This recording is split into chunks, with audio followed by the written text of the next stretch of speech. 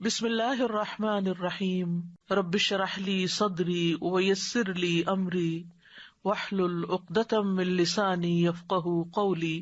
صحبت اور غسل جنابت۔ صحابہ کرام رضی اللہ عنہم کے درمیان غسل جنابت کا ایک مسئلہ زیر بحث آیا۔ ایک گروہ کہتا تھا کہ غسل صرف دخول پہ فرض ہو جاتا ہے، انزال شرط نہیں، یعنی واٹر ڈسچارج جو ہے وہ ضروری نہیں۔ دوسرا گروہ بیان کرتا تھا کہ وجوب غسل کے لیے دخول کے ساتھ انزال بھی شرط ہے۔ یہ طویل مباحثہ کسی فیصلہ کن صورت پر منتج نہ ہوا۔ آخر قرار پایا کہ ام المومنین حضرت عائشہ رضی اللہ عنہا سے دریافت کیا جائے۔ حضرت عائشہ نے کہا کہ رسول اللہ صلی اللہ علیہ وسلم نے فرمایا، اذا جلس بین شعبها الاربع ومس الختان الختان فقد وجب الغسل۔ جب مرد عورت کی چار شاخوں کے درمیان بیٹھ جائے اور اس کا محل ختنہ عورت کے محل ختنہ کے ساتھ مس کرے تو غسل واجب ہو جاتا ہے۔ تو مسئلہ یہ ثابت ہوا کہ صرف دخول پر ہی مرد اور عورت جنبی ہو جاتے ہیں اور ان پہ غسل واجب ہو جاتا ہے، انزال یعنی منی کا نکلنا شرط نہیں۔ جنابت کے احکام۔ وجوب غسل کی حالت کو حالت جنابت کہتے ہیں۔ وجوب غسل یعنی جب غسل واجب ہو جاتا ہے تو اس حالت کو جنابت کہتے ہیں۔ جنابت کا لفظ جم سے، جم پہلو کو کہتے ہیں، بچنا۔ مندرجہ ذیل چار حالتوں میں مسلمان مرد اور عورت پر غسل کرنا فرض ہو جاتا ہے۔ نمبر 1، جوش کے ساتھ منی خارج ہونے کے بعد، اس میں احتلام بھی داخل ہے، یعنی کوئی ایسا خواب آئے یا ویسے۔ نمبر 2، صحبت کے بعد یعنی سیکشول انٹرکورس کے بعد۔ نمبر 3، حیض کے بعد۔ نمبر 4، نفاس کے بعد یعنی بچے کی پیدائش کے بعد۔ اس میں یاد رکھیے کہ بہت سے لوگ پوچھتے ہیں کہ اگر خواتین انٹرنل چیک اپ کرواتی ہیں تو کیا اس سے غسل واجب ہوتا ہے؟ تو کوئی غسل واجب نہیں ہوتا جب تک کہ ان چار چیزوں میں سے کوئی چیز نہ ہو۔ اس میں یاد رکھیے کہ بہت سے لوگ پوچھتے ہیں کہ اگر خواتین انٹرنل چیک اپ کرواتی ہیں تو کیا اس سے غسل واجب ہوتا ہے؟ تو کوئی غسل واجب نہیں ہوتا جب تک کہ ان چار چیزوں میں سے کوئی چیز نہ ہو۔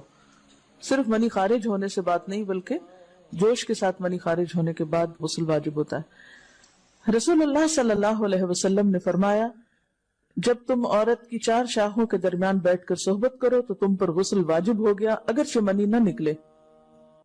آپ نے غور کیا ہوگا کہ طہارت کے مسائل بہت تفصیل کے ساتھ اور اپنے اندر بہت ڈیٹیلز رکھتے ہیں، اور بہت سے موضوعات ایسے ہیں کہ جو انسان کی ظاہری زندگی نہیں بلکہ اس کی نجی اور ذاتی زندگی سے متعلق بھی ہیں، لیکن اس طرح پبلکلی ان کو پڑھانا اور ان کو سکھانا یہ بھی ایک ضرورت ہے، کیونکہ آپ صلی اللہ علیہ وسلم نے انصار کی خواتین کی تعریف کی کہ انصار کی خواتین کتنی اچھی ہیں جنہیں حیا دین کا علم حاصل کرنے سے نہیں روکتا۔ تو سوال یہ پیدا ہوتا ہے کہ آخر اتنی تفصیلات کیوں؟ اور بعض لوگ اس کو ناپسندیدہ قرار دیتے ہیں، تو ایسا کرنا ناسمجھی کی علامت ہے۔ ہم دیکھتے ہیں کہ انسان اگر اللہ کے بتائے ہوئے طریقے کے مطابق زندگی بسر کرتا ہے تو اس میں خیر ہی خیر ہے، اور وہ صرف خیر اس کی اپنی ذات تک نہیں رہتی، بعض اوقات دوسروں کی بھلائی کا ذریعہ بھی بن جاتی۔ عورت کو بھی احتلام ہوتا ہے۔ ام المومنین حضرت سلمہ رضی اللہ عنہا روایت کرتی ہیں کہ حضرت ام سلیم نے رسول اللہ صلی اللہ علیہ وسلم سے کہا، اے اللہ کے رسول، یقیناً اللہ حق سے نہیں شرماتا، یعنی حق بات اور ایک ضروری بات جو ہے اس کو واضح کرنا ضروری ہوتا ہے، اور اس معاملے میں شرم سے کام نہیں لینا چاہیے، کہیں ایسا نہ ہو کہ انسان انجانے میں غلط کام کرتا رہے۔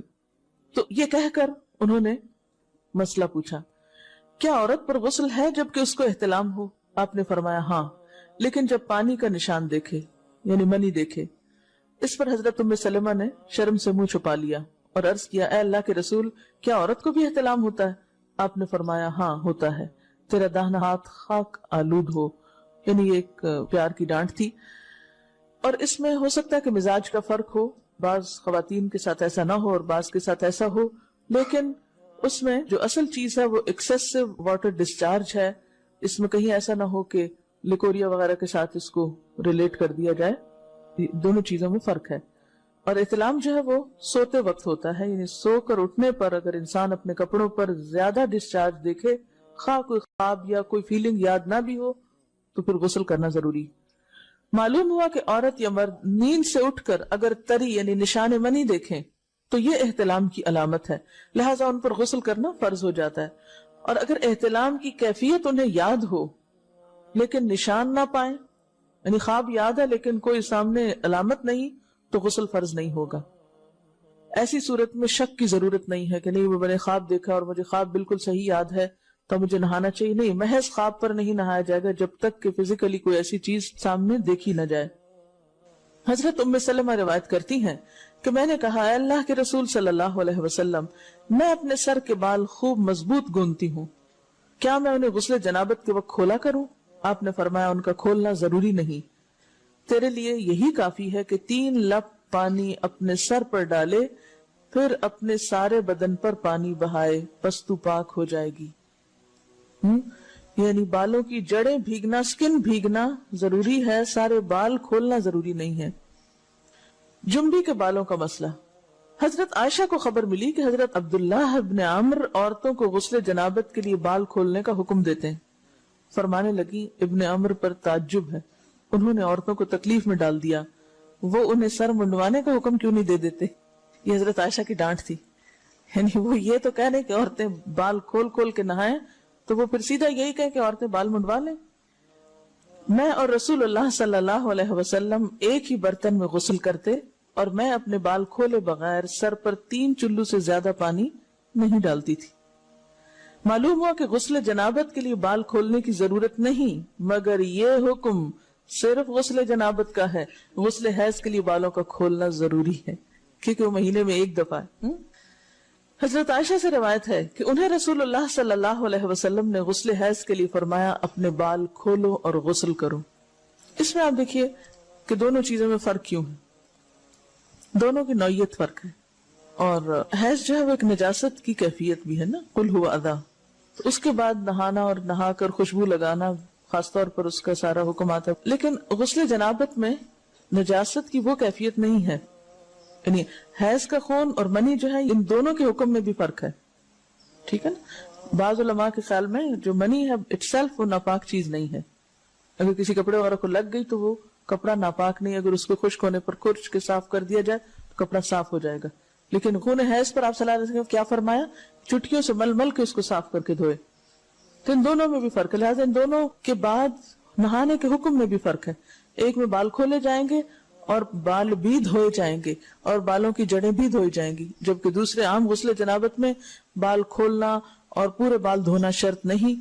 بہت سے بچیاں ایسی جن کی شادی ہوتی ہے اور اس کے بعد انہیں ان مسائل کا پتہ نہیں ہوتا، یا تو وہ شرم کے بارے نہاتی نہیں، یا نہاتی ہیں تو پھر وہ پورے بال دھو دھو کے سکھانے میں اور ان چیزوں میں اتنا وقت ضائع کر دیتی ہیں کہ پھر بعضوں کا شوہر کی نافرمانی اور آپس کے تعلقات میں ٹینشن، لوگوں کا خوف.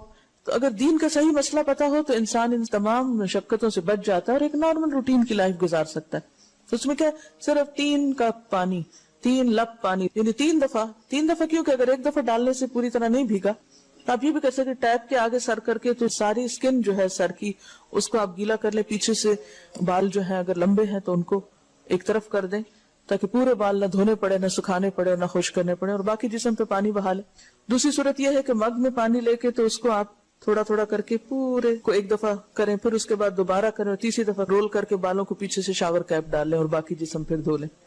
شاور کیپ سے کیا ہوتا ہے عام طور پر کہ پیچھے کے جو سارے لمبے بال ہیں پھر وہ نیچے گر کے گیلے نہیں ہوتے، وہ آپ کے سر پہ ٹک جاتے ہیں. تو سر کی سکن دھوئیں اور بالوں کو جوڑے کی شکل میں باندھ کے اوپر شاور کیپ پہن کے پھر باقی جسم کو اچھی طرح دھو لیں. تو اس میں آپ دیکھیں کہ جب بالکل سر کے سکن کا حصہ ہی تر ہوگا، اور یہ 3 دفعہ کرنا ہوگا، ایک دفعہ سے نہیں کام چلے گا، 3 دفعہ کرنا تاکہ کوئی بھی بال برابر جگہ سکن کی خشک نہ رہ جائے. تو اس سے کیا ہوگا کہ جتنا کم بال گیلے ہوں گے اتنے کم دیر میں ان کو خشک بھی کیا جا سکتا ہے اور کسی بھی مشقت کے بغیر انسان نماز پڑھ سکتا ہے.